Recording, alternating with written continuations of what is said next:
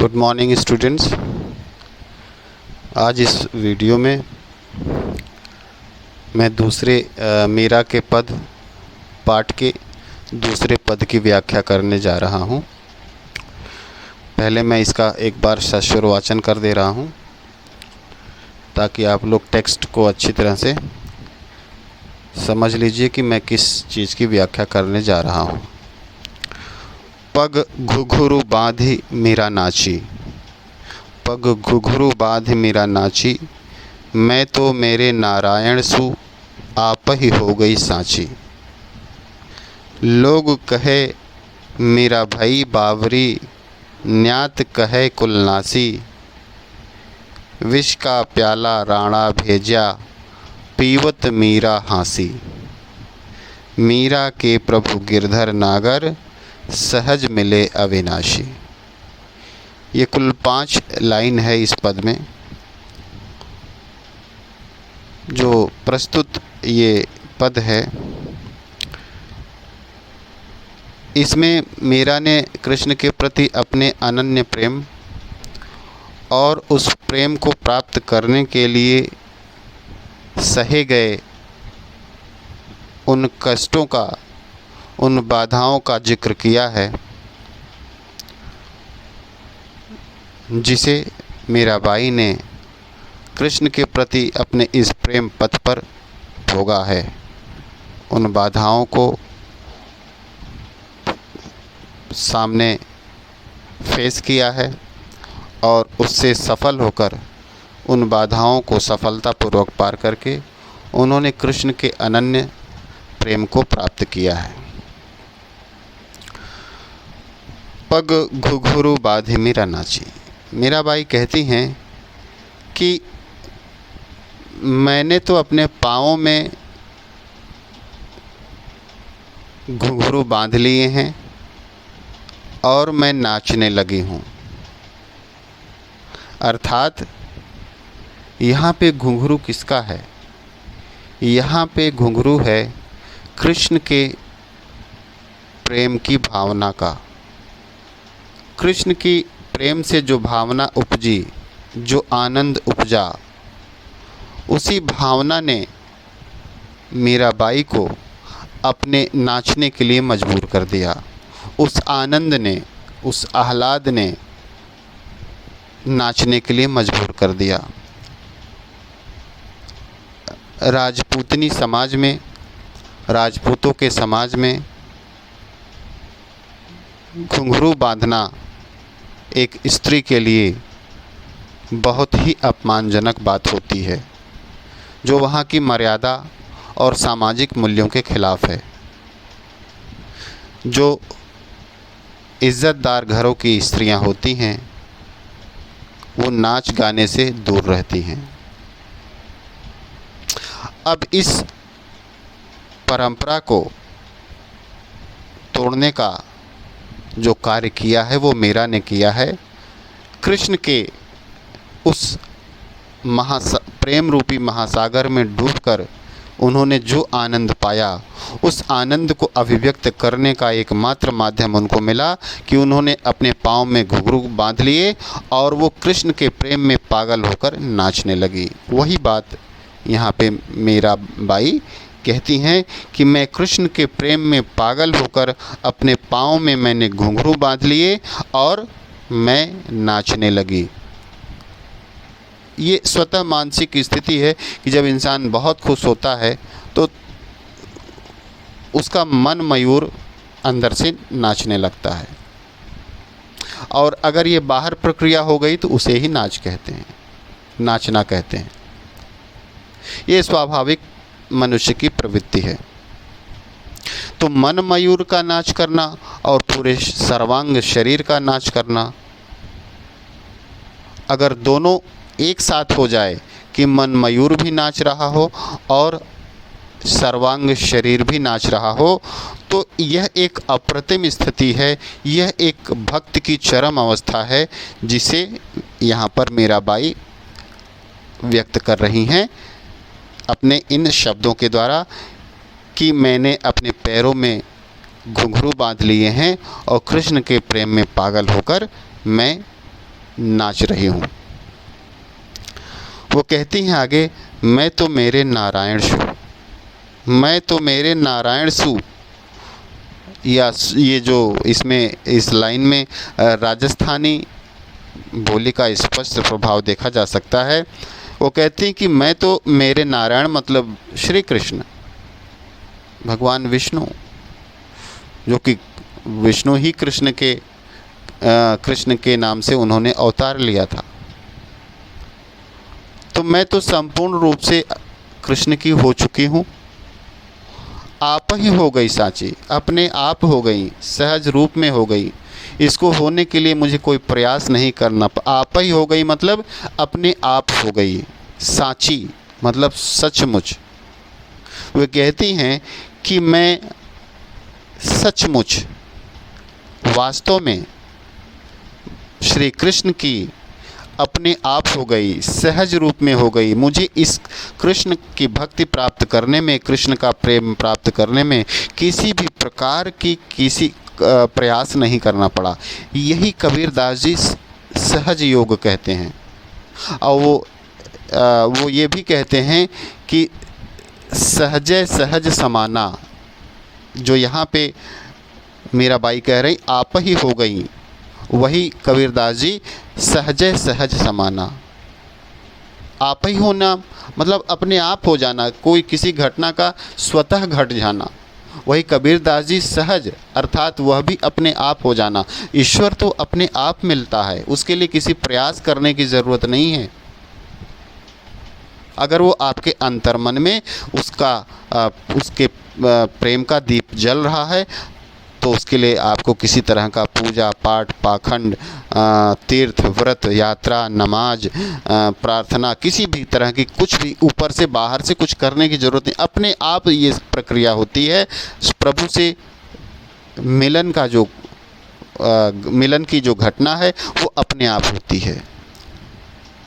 मीराबाई सगुण भक्त हैं, कबीरदास जी निर्गुण भक्त हैं, लेकिन ईश्वर को प्राप्त करने की, अपने प्रियतम को प्राप्त करने की जो एक रास्ता है, जो तरीका है, देखिए दोनों एक ही बताते हैं। कबीरदास जी निर्गुण राम के उपासक हैं और मीराबाई सगुण कृष्ण की उपासक हैं, लेकिन वो राम को प्राप्त करने का और ये कृष्ण को प्राप्त करने का रास्ता एक ही बताते हैं। वो क्या है? सहज, आप ही, अपने आप हो जाना, सहज रूप में हो जाना। इसके लिए किसी तरह का प्रयास करने की ज़रूरत नहीं पड़ना। इससे लगता है कि वास्तव में ईश्वर की तरफ जाने वाला जो रास्ता है वह बहुत सरल है, लेकिन हमने अपनी ज़िंदगी में जो सरल चीज़ें हैं उसी को इतना जटिल बना दिया है कि वो हमसे दूर हो चुका है। यहाँ पर मीराबाई जी यही कहती हैं कि मैं तो मेरे नारायण की अर्थात प्रभु कृष्ण की हो चुकी हूँ और ऐसे ही नहीं हुई हूँ, आप ही हो गई, सचमुच अपने आप हो गई। मुझे इसके लिए किसी तरह का कोई प्रयास नहीं करना पड़ा। लोग कहे मेरा भाई बावरी, जब ऐसा हो गया तो लोग क्या कहते हैं? वो कहते हैं कि मीरा भाई बावरी। लोग कहते हैं कि मीरा भाई बावरी, मीरा बावरी हो गई है, पागल हो गई। बावरी मतलब पागल हो जाना। जो समाज है, सामाजिक रूप से मुझे लोग पागल कहते हैं। और न्यात कहे कुलनासी, न्यात का मतलब नाते रिश्ते के लोग, कुल के लोग, रिश्तेदार। क्या कहते हैं वो लोग? कुलनासी। इसने कुल की मान मर्यादा का नाश कर दिया है। अब उस समय बताइए कि मीराबाई को सामाजिक प्रताड़ना, पारिवारिक प्रताड़ना, अपमान, ये कितना झेलना पड़ा होगा। लेकिन कहते हैं ना, कृष्ण के प्रेम की जो ढाल है, कृष्ण के प्रेम की जो दीवार है, इन सारे दुखों को, कष्टों को, पीड़ाओं को, अपमान को सब झेल लेता है। मीरा को कुछ पता ही नहीं चलता कि उन्होंने कुछ झेला है। ये प्रभु के प्रेम की जो ढाल है वो सारे कष्टों को खुद अपने ऊपर ले लेती है, झेल लेती है। उन कष्टों की बात करती हैं कि समाज भी उन्हें बावरी कहता है कि ये पागल हो गई है, और नात रिश्तेदार भी कहते हैं कि इसने कुल की मान मर्यादा का संपूर्ण नाश कर दिया है, क्योंकि अब तो ये पुरुषों के समाज में खुलेआम घुंघरू पहनकर नाचती है। सारी राजपूतों की मर्यादा का इसने बिल्कुल ध्वस्त कर दिया है। अब आगे क्या होता है? विष का प्याला राणा भेजा। राणा इनके पति, उन्होंने, इनके पति ने विष का प्याला भेजा कि ये पी लेंगी तो अपने आप कहानी ख़त्म हो जाएगी, जो मुझे अपमान झेलना पड़ रहा है वो नहीं झेलना पड़ेगा। क्योंकि सामाजिक रूप से इनके पति को भी लोग निश्चित रूप से ताने देते होंगे, तो इसीलिए राणा ने, इनके पति ने इनको मारने के लिए, इनकी जीवन लीला को समाप्त करने के लिए क्या भेजा? विष का प्याला भेजा।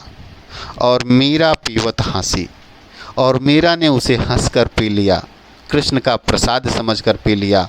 कृष्ण की कहते हैं कि प्रेम का पान, कृष्ण के प्रेम के रूप में उसका पान कर लिया कि यह भी कृष्ण का प्रसाद है। हंसते हुए मीरा ने उस विष के प्याला को पी लिया। लेकिन इतिहास जानता है कि विष का प्याला अमृत के प्याले में बदल गया, और मीरा को तो कुछ नहीं हुआ, जो उनके विरोधी थे, जो उनको अपमानित करने वाले थे, उन्हीं के मुख पर कालिख लग गई, क्योंकि विष भी मीराबाई का कुछ बिगाड़ नहीं पाया। प्रभु के प्रेम की जो ढाल है, अगर सच्चे मन से हम प्रेम करते हैं तो हमारी हर तरह से रक्षा करता है। लेकिन यहाँ पर कहते हैं ना कि अगर उसमें सच्चाई हो, निर्मलता हो, तभी वह भावना आ पाती है। और आगे कहती हैं, मीरा के प्रभु गिरधर नागर। नागर, नागर मतलब जो नगर में रहता हो, जो शहर में रहता हो। यहाँ पर कृष्ण के लिए नागर शब्द का प्रयोग हुआ है कि वो गिरधर, प्रभु गिरधर अर्थात गिर को धारण करने वाले, और जो नगर में रहते हैं, जो शहर में रहते हैं, ये जो नगर में रहने वाले गिरधारी प्रभु हैं, वो मीरा के हैं, वो मीरा के तन मन कण कण में समाये हुए हैं। सहज मिले अविनाशी। देखिए, यही बात जो कबीरदास जी ने कही है, सहजे सहज समाना, वही यहाँ पे मीराबाई कह रही, सहज मिले अविनाशी, अर्थात वो परमात्मा, वो प्रभु, वो कृष्ण जो अविनाशी है, जो कभी न जन्मता है न मरता है, जो अजर है, जो अमर है। अविनाशी का मतलब जिसका कभी नाश ना हो, जो कभी नष्ट ना हो, उसे अविनाशी, अर्थात वह एक ही तत्व है जो है ईश्वर। तो ये जो ईश्वर है वो सहज रूप में मिलता है, अनायास से मिलता है, उसको पाने के लिए किसी भी प्रकार का प्रयास नहीं करना पड़ता। यहाँ पर कष्टों का उल्लेख करते हुए अंत में मीराबाई उस परम पिता परमात्मा को प्राप्त करने की जो रीति नीति है वो बड़े सहज तरीके से बताती हैं कि इसको प्राप्त करने के लिए आपको पहाड़ तोड़ने की ज़रूरत नहीं है, आपको तीर्थ यात्रा की ज़रूरत नहीं है, आपको पूजा व्रत की ज़रूरत नहीं है, आपको बहुत घनघोर तपस्या की ज़रूरत नहीं है। वह तो आपके नियमित कर्मों में जो भक्ति उसके प्रति समाई हुई है, उसी भक्ति से वो सहज रूप में प्राप्त हो जाता है। उसके लिए आपको किसी तरह की अन्य क्रियाकलाप करने की ज़रूरत नहीं है। यहाँ पे सहज का मतलब मैंने कबीरदास जी के संदर्भ में बताया था कि सहज का मतलब जिसे बिना किसी प्रयास के प्राप्त किया जा सके, सहज, नेचुरली, प्राकृतिक रूप से, अर्थात यह परमात्मा सहज ही प्राकृतिक रूप से बिना कुछ किए प्राप्त होने वाला है, बशर्ते हम अपने दैनिक जीवन में सुबह से लेकर रात तक, सुबह से लेकर सोने के पहले तक, और इवन कि स्वप्न में भी अगर उसी के उस समस्त कर्म उसको समर्पित करके करते हैं तो वह स्वतः ही हमारे समस्त कण कण में व्याप्त होकर अपना एहसास कराता है और हम आनंद के सागर में गोते लगाते हुए उसकी सहज अनुभूति करते हुए ज़िंदगी को आनंदपूर्वक हम जीते हैं।